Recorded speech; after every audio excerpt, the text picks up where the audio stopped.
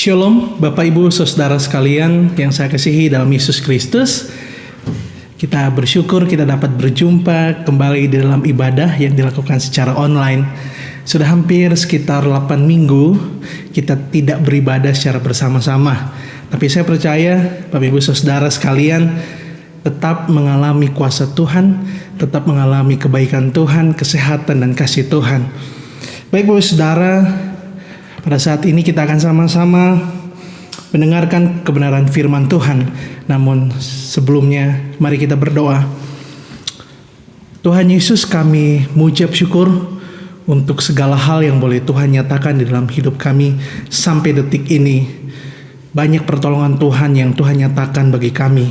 Terima kasih Tuhan Yesus. Apapun keadaannya, kami mau tetap bersyukur karena kami memiliki Allah yang adalah sumber dari segalanya. Terima kasih Bapa, terima kasih Tuhan Yesus. Sebentar kami akan merenungkan kebenaran firman Tuhan. Kami meminta Roh Kudus itu dapat menolong kami agar kami mengerti setiap kebenaran firman Tuhan.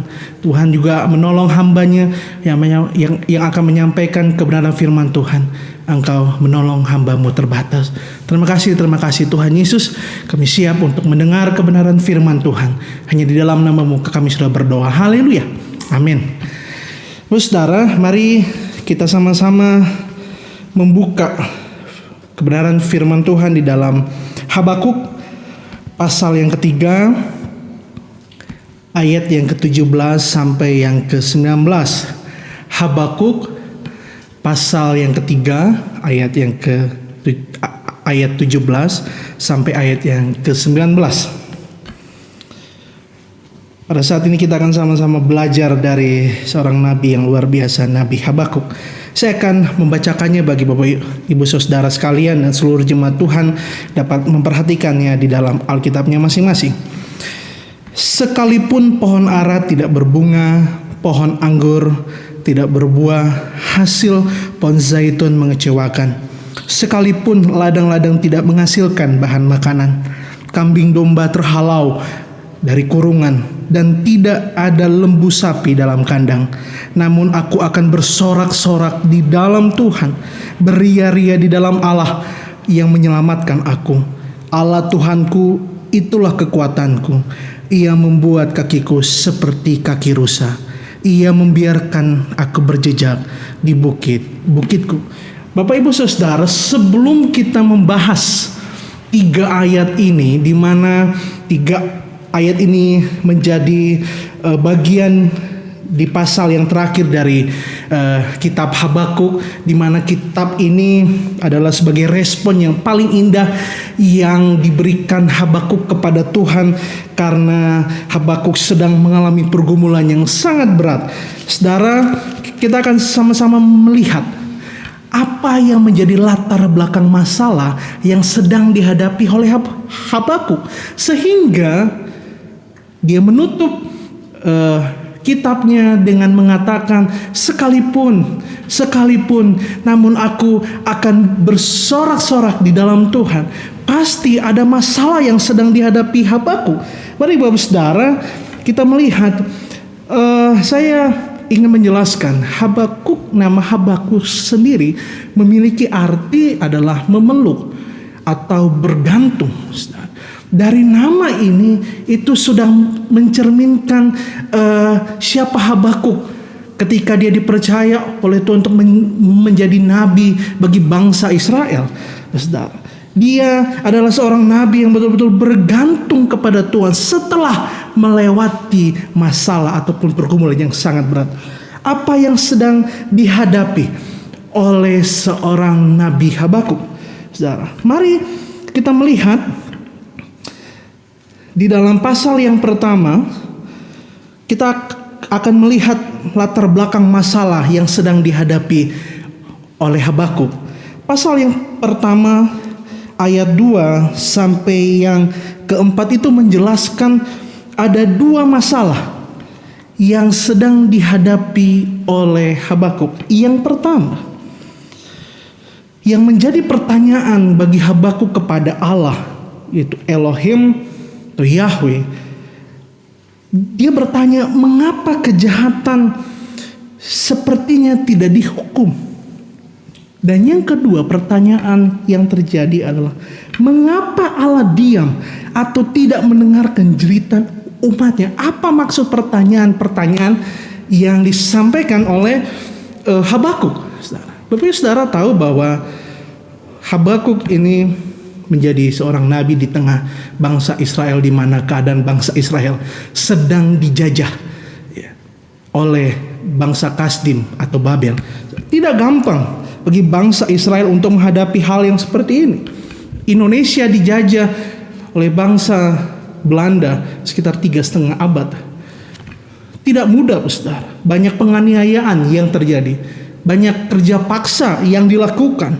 Dan juga bangsa Belanda juga mengadu domba sesama anak-anak Indonesia supaya terjadi perpecahan, sehingga Belanda dapat menguasai Indonesia dengan sangat mudah.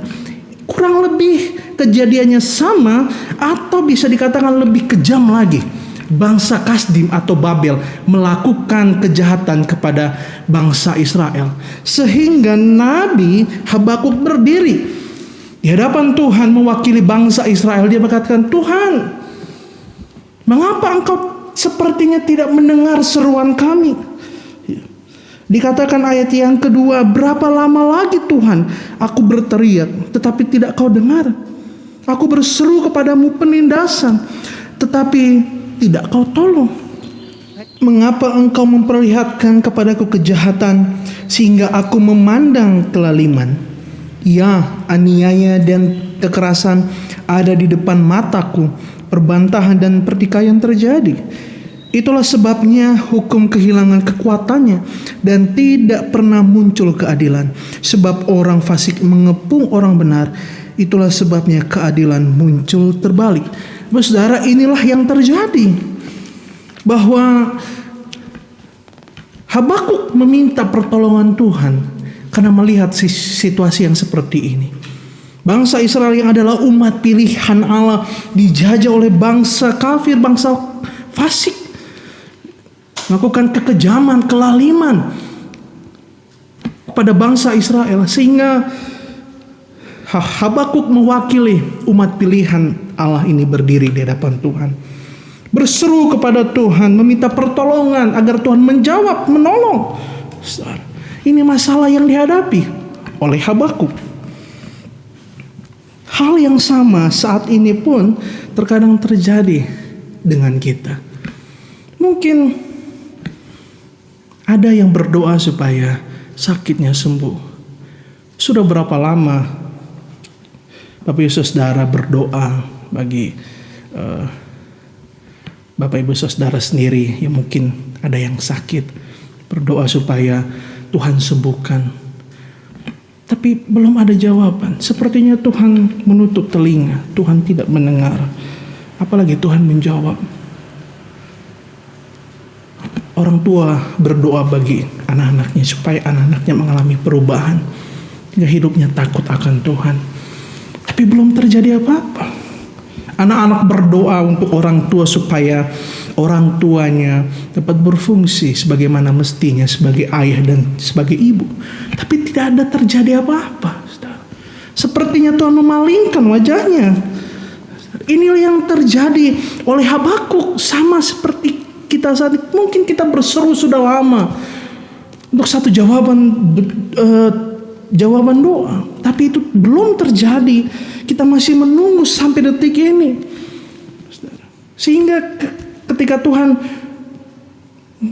tidak menjawab atau lama Tuhan tidak menjawab, kita mulai kecewa sama Tuhan. Habakuk juga mengalami hal yang sama. Ada hal yang membuat hatinya gundah gulana. Dia mungkin kecewa sama Allahnya, Allah yang begitu luar biasa. Bangsa Israel sudah mengalami berkat Tuhan yang ajaib. Tiang awan di tengah siang hari, tiang api di tengah malam, mana makanan yang diturunkan dari surga. Begitu banyak perbuatan Tuhan yang ajaib.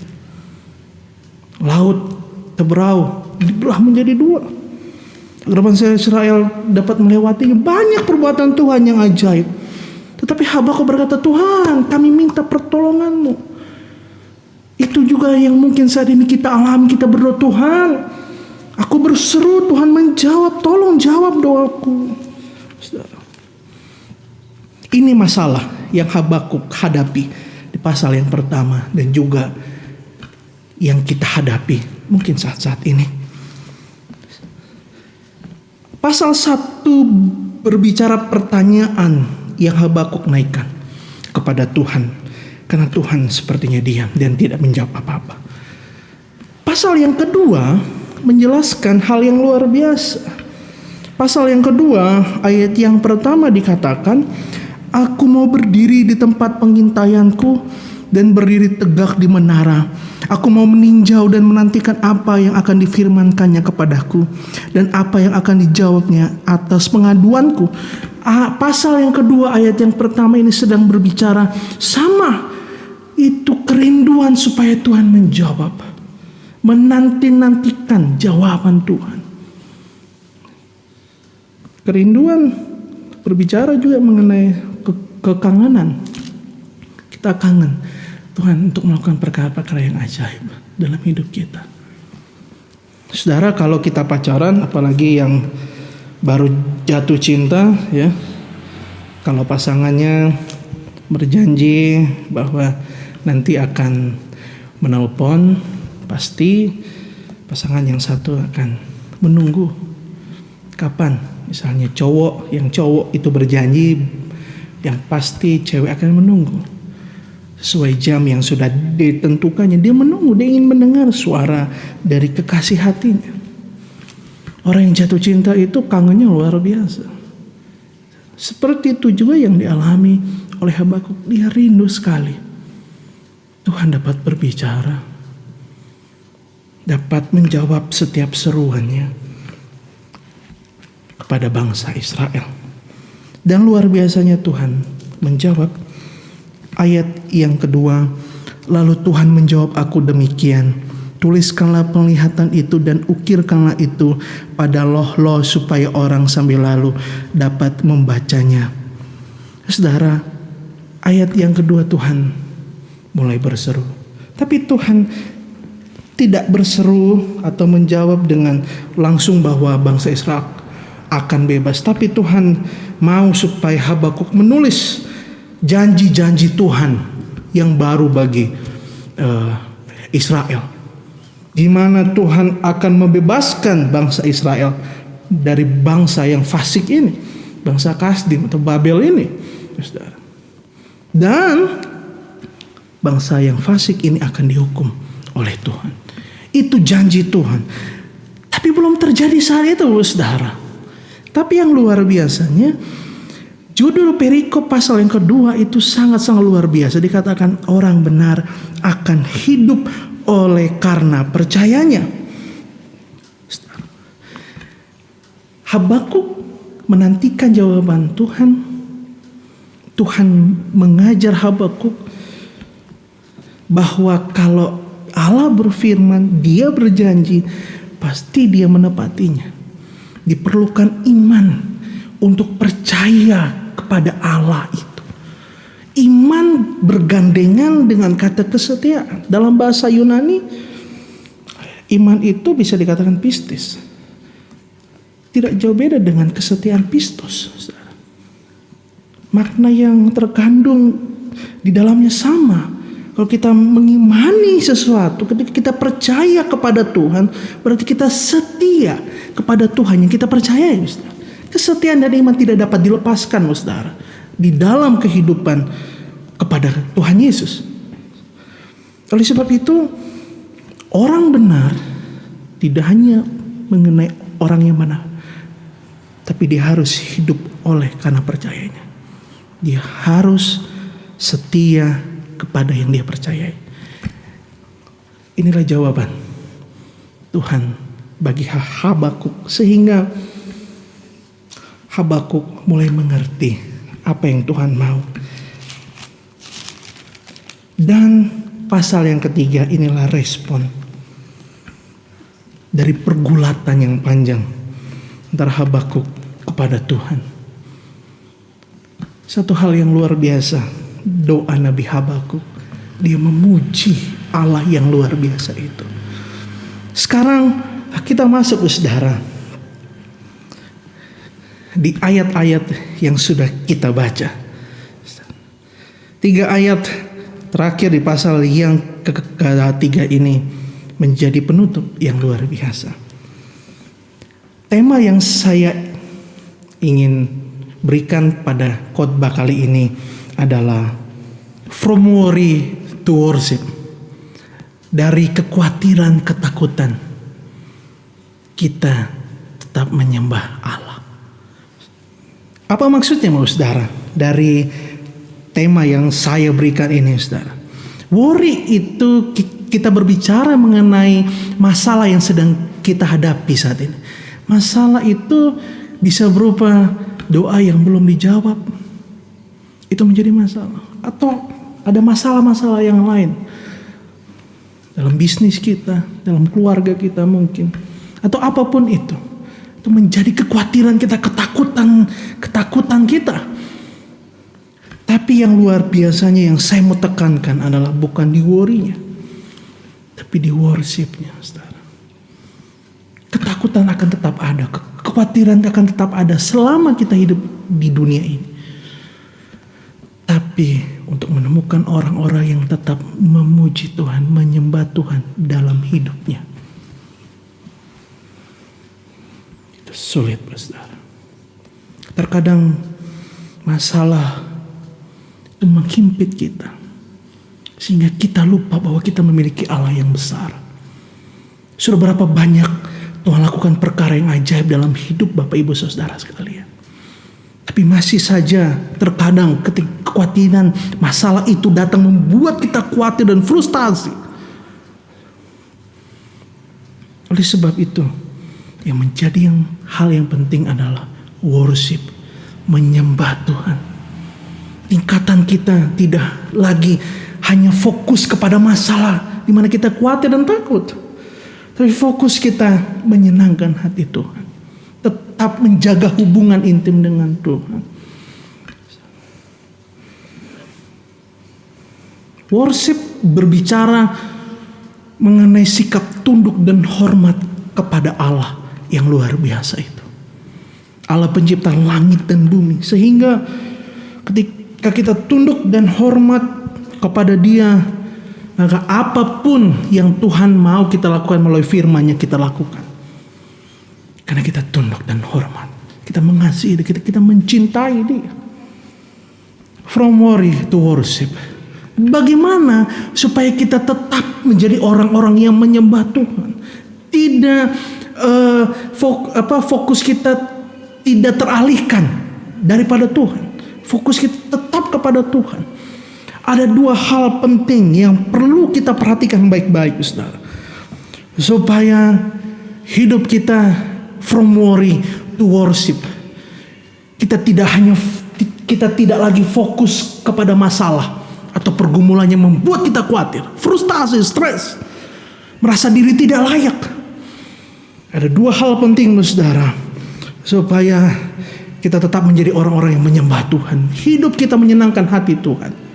Menyembah Tuhan tidak berbicara mengenai mulut yang bersorak-sorak, Tuhan terima kasih. Tapi itu juga teraplikasikan dalam kehidupan kita tiap-tiap hari. Kita menjadi pelaku-pelaku firman Tuhan. Kita menjaga kekudusan hidup kita. Karena kita menyembah Allah yang kudus. Poin yang pertama. Setelah ayat yang ke-17 kenyataan yang terjadi. Itu dapat terjadi dalam kehidupan kita dan sedang terjadi. Poin yang pertama, ayat yang ke-18 bagian A. Namun aku akan bersorak-sorak di dalam Tuhan. Bagian B-nya, beria-ria di dalam Allah yang menyelamatkan aku. Kata di dalam ini diulang sebanyak 2 kali, berarti sangat-sangat penting. Bagaimana kita tetap menjadi orang-orang yang tetap menyenangkan hati Tuhan.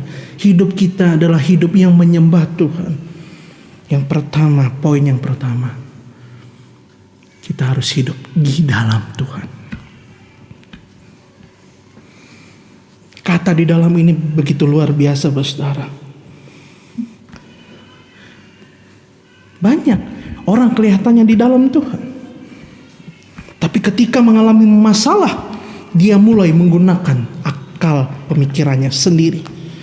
Dia membuat rencana-rencananya sendiri untuk menyelesaikan masalah. Secara teori dia kelihatannya di dalam Tuhan, tapi secara aplikasi tiap-tiap hari dia tidak berada seperti di dalam Tuhan. Saudara ingat Ada satu firman Tuhan, ada dua dasar. Ketika rumah dibangun yang dasarnya adalah pasir, ketika badai topan datang, banjir datang, karena dasarnya itu ditaruh di atas pasir yang tidak kuat, maka rumah itu roboh. Tapi rumah yang dibangun di atas batu karang yang kuat, yang teguh, ketika badai datang, dia akan tetap kuat. Di dalam Tuhan berbicara komitmen tanpa syarat. Ketika kita memilih untuk hidup di dalam Tuhan, komitmen kita kepada Tuhan tanpa syarat. Apapun yang terjadi dalam hidupku, saya mau bilang saya mau tetap ikut Yesus. Ada satu pujian yang saya ingat dan sangat memberkati saya. Mengatakan, saya mau ikut Yesus, saya mau ikut Yesus sampai selama-lamanya. Meskipun saya susah menderita dalam dunia, saya mau ikut Yesus sampai selama-lamanya. Ketika kita benar-benar di dalam Tuhan, apapun yang terjadi dalam hidup kita, walaupun itu kelihatannya buruk, kelihatannya jahat yang kita alami, ingatlah Allah turut bekerja dalam segala hal untuk mendatangkan kebaikan. Masalah Tuhan pakai agar kita fokusnya tetap kepada Tuhan. Masalah yang dilihat itu menjadi hal yang buruk, tapi di dalam Tuhan masalah itu dipakai Tuhan untuk membuat hati kita tetap bersuka cita. Apa masalahmu saat ini? Anak-anak muda yang sedang bergumul untuk masa depannya, tempat kuliahnya, tempat kerjanya, dengan saat ini terganggu dengan adanya virus corona ini. Mulai khawatir, mulai takut, khawatir, ketakutan, tidak apa-apa. Karena itu wajar secara manusia. Tapi ingat, tidak boleh lama-lama. Karena apa? Karena ada firman Tuhan. Habakuk khawatir, dia takut. Tetapi Allah berfirman, dia berjanji melakukan perkara-perkara yang ajaib bagi bangsa Israel, dan akan menghukum bangsa fasik yang telah menjajah bangsa Israel yang adalah umat pilihan Tuhan. Imannya dibangun kembali karena dia melihat janji Tuhan. Firman Tuhan adalah janji Tuhan. Oleh sebab itu, baca Alkitab tiap-tiap hari, berdoa, bangun hubunganmu dengan Tuhan, supaya kita yang sering khawatir ini menjadi orang-orang yang tetap menyembah Tuhan. Sulit Bapak Ibu Saudara untuk sampai ke tahap di mana kita tetap menyenangkan hati Tuhan, tetap fokus kepada Tuhan ketika masalah itu terus menghimpit dan mengacaukan fokus kita daripada Tuhan. Tidak gampang Bapak Ibu Saudara, tidak gampang. Perlu proses yang panjang. Kita harus terus mendengar suara Tuhan melalui firman Tuhan. Sebab itu bacalah firman Tuhan supaya kita terus dikuatkan, agar fokus kita tetap kepada Tuhan. Khawatir pasti ada, tapi jangan menginap lama-lama dalam hati kita atau pikiran kita. Bacalah firman Tuhan supaya ketika kekhawatiran, ketakutan, masalah itu menyerang kita, kita ingat janji Tuhan bahwa Dia akan menggenapi, akan menjawab setiap seruan doa kita. Dan apapun jawaban Tuhan, saudara, mungkin bagi kita tidak suka jawaban Tuhan, tapi itulah jawaban yang paling baik yang Tuhan berikan dalam hidup kita. Karena melaluinya nanti kita akan mengerti kenapa Tuhan jawab seperti itu. Ikuti proses Tuhan. Yang pertama, kita harus betul-betul perhatikan apakah kita sudah di dalam Tuhan sungguh-sungguh. Di Yang kedua, supaya hidup kita yang dari kekhawatiran, ketakutan, menjadi orang-orang yang menyembah Tuhan, tetap menyembah, fokusnya tetap kepada Tuhan, tidak teralihkan. Hal yang kedua, perhatikan ayat yang ke-19. Allah Tuhanku itu kekuatanku, Ia membuat kakiku seperti kaki rusa. Ia membiarkan aku berjejak di bukit-bukitku. Hal yang kedua melalui ayat ini adalah mau diajar oleh Tuhan. Dalam Matius 11 ayat yang ke-29 berkata, "Pikulah kuk yang kupasang dan belajarlah kepadaku, karena aku lemah lembut dan rendah hati, dan jiwamu akan mendapat ketenangan." Saudara, supaya kita tetap fokus kepada Tuhan, mau diajar oleh Tuhan, mau diproses oleh Tuhan. Karakter kita, hati kita perlu diproses oleh Tuhan. Pemikiran kita diproses oleh Tuhan. Caranya melalui masalah, saudara. Oleh sebab itu, selama kita hidup di muka bumi ini, orang percaya pun akan tetap mengalami masalah. Tapi yang menjadi pembeda kita dengan orang di luar sana yang tidak percaya adalah masalah boleh datang, tetapi hidupku, pikiranku, hatiku, mulutku tetap menyenangkan hati Tuhan, tetap bersyukur, tetap mengatakan Tuhan Yesus baik, tetap menjadi berkat bagi banyak orang. Itu penting, saudara. Ada satu pujian yang saya ingat dan sangat memberkati juga. Dikatakan, manis lembut Tuhan Yesus memanggil saya dan kau. Refnya berkata, hai mari datanglah kau yang susah, mari datanglah. Saudara, kalau engkau menghadapi masalah, jangan lari, datang kepada Tuhan. Karena Dia mau ajar kita supaya mengerti jalan pikirannya Tuhan seperti apa. Doa naikkan kepada Tuhan, tapi yang akan meng-ACC itu Tuhan. Allah kita Allah yang kreatif, Bapak Saudara. Dia melakukan jawaban-jawaban Tuhan yang tidak pernah kita pikirkan atau timbul dalam hati, atau apa yang pernah kita lihat. Semuanya Tuhan melakukan perkara-perkara yang ajaib yang membuat kita, wow, Tuhan Yesus ajaib dan luar biasa. Mari Bapak Saudara, kita belajar dari Nabi Habakuk. Dia menghadapi masalah, kita juga menghadapi masalah. Habakuk menerima janji Tuhan, kita juga menerima janji Tuhan melalui firman Tuhan yang kita baca tiap-tiap hari. Dan endingnya adalah kita tetap menyembah Tuhan, tetap menyenangkan hati Tuhan, tetap mengagungkan Dia, walaupun keadaan tidak seperti yang kita harapkan. Mari belajar, saudara, untuk menjadi orang-orang from worry to worship. Yang dulu fokusnya hanya kepada masalah. Aduh, saya susah, Kak. Aduh, saya berat untuk baca Alkitab atau berdoa karena ini masalah yang berat. Tidak gampang. Mari, jangan itu mengalihkan pikiran kita untuk kita tidak membaca firman Tuhan, karena inilah janji Tuhan. Karena di saat-saat itulah kita perlu mendekat sama Tuhan.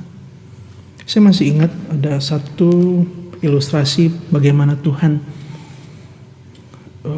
menolong orang-orang percaya, diilustrasikan seperti jabat tangannya orang-orang Romawi pada waktu itu. Mereka berjabat tangan bukan yang seperti ini, tapi mereka seperti ini.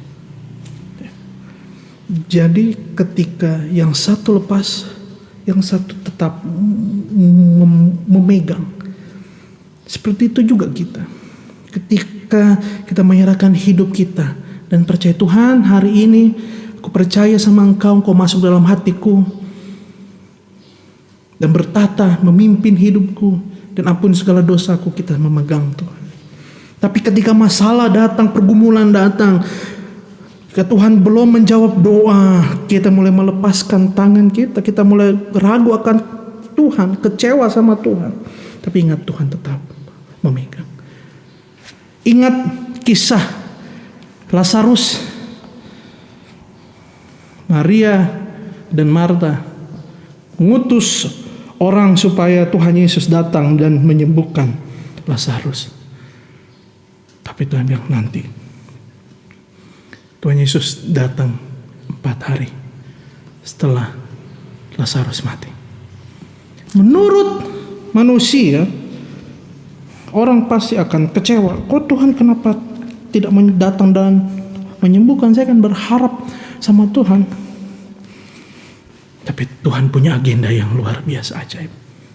Dia ingin menunjukkan bahwa Dia Allah yang ajaib, perkasa. Dia datang dan Dia berteriak, Lazarus, bangkitlah. Dan Lazarus bangkit. Lebih dahsyat daripada Dia menyembuhkan. Jawaban Tuhan tidak perlu kita pikirkan bagaimana Tuhan melakukan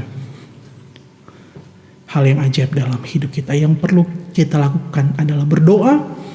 Hidup kita tetap menyenangkan hati Tuhan, seturut kebenaran firman Tuhan, lakukan bagian kita, dan Tuhan pasti akan lakukan bagiannya. Tuhan adalah Allah yang kreatif. Oleh sebab itu, mari Bapak Ibu, saudara-saudara sekalian, di tengah masalah saat ini, tidak hanya mengenai virus corona, tapi juga mengenai ekonomi yang cukup menurun, yang sedang dihadapi. Mari kita belajar dari Habakuk.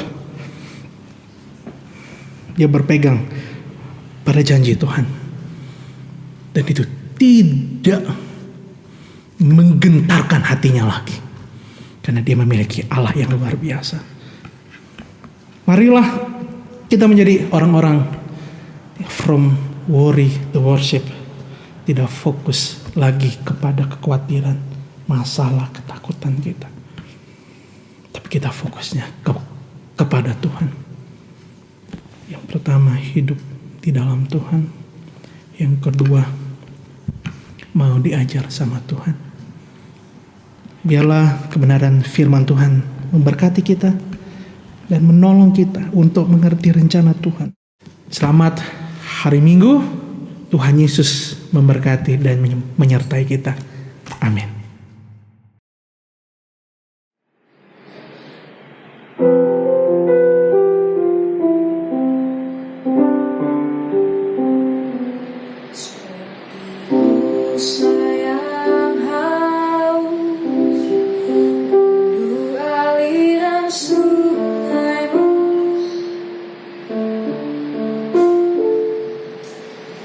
Hatiku tak tahan